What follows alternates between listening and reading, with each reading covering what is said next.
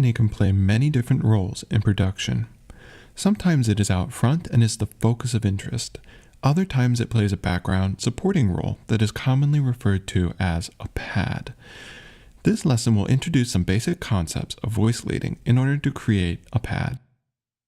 The term voicing pertains to the vertical placement of pitches within each chord and which instruments have been chosen to play those pitches. A voice refers to the position within the chord. For example, in a 4-note chord, the top note is a voice, the next note down is a voice, and so on. Each of these voices may be played by a different instrument. The horizontal manner in which these voices move from one chord to the next is called voice leading. Good voice leading provides a more playable and singable performance within the given progression. It is used for arranging both single-line instruments like strings, winds, or vocals, as well as multi-line instruments like keyboards. We refer to the horizontal arrangements of notes, whether as melodies or as voices within chords, as lines. Arrangers strive to keep lines within a pad as smooth as possible to avoid leaps. The closer a line's note is to its subsequent note, the easier it is to perform, and the more unified the chord progression will sound.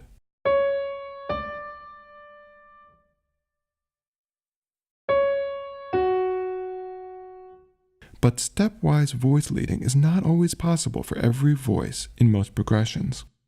Therefore, decisions need to be made regarding how each voice will move to the next chord. One method to create effective voice leading is to compose a guide tone line. A guide tone line consists of a pair of voices that are typically derived from thirds and sevenths, which change notes as little as possible throughout the chord progression.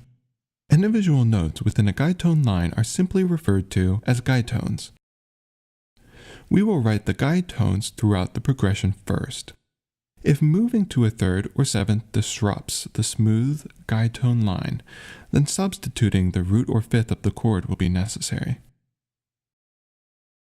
Let's examine guide tones in the context of a chord progression. Throughout this example, we will assume that the root is being played by the bass instrument.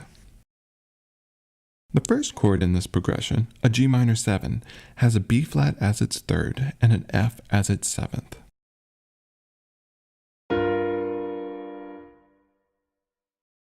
We are trying to maintain the smoothest possible voice leading, so let's begin by seeing if we can hold either of these tones into the next chord. When the same pitch is contained in two adjacent chords, we call it a common tone. The B flat is a common tone to both the G minor 7 and the C minor 7, where it is the seventh of the chord, and so we'll sustain it.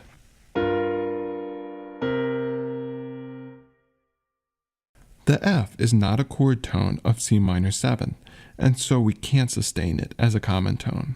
We could move the F to G, which is the fifth of the C minor 7th chord, or to E flat, which is the third of the chord. In guide tone lines, we prefer thirds over fifths, and so we'll choose the E flat. Let's repeat this process for the next chord change, which is C minor 7 to F minor 7.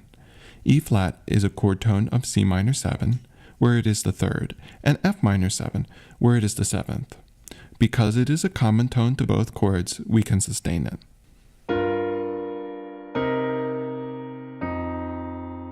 The B flat can go either to C or to A flat. C is the fifth of F minor 7, and A flat is the third. Thirds are more desirable, and so we'll choose A flat.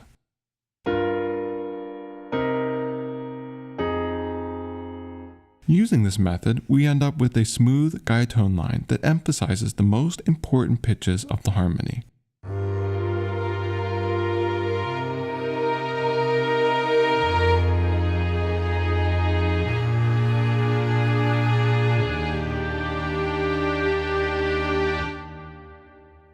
In creating a pad Part 2, you will learn how to add additional lines in order to create thick, lush pad textures.